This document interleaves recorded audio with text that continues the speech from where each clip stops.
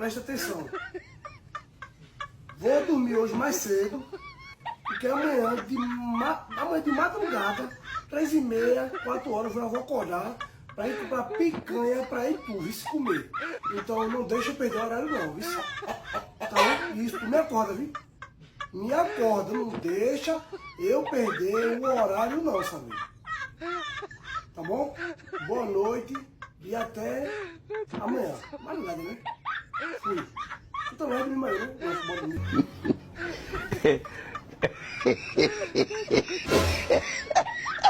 3h28 da manhã.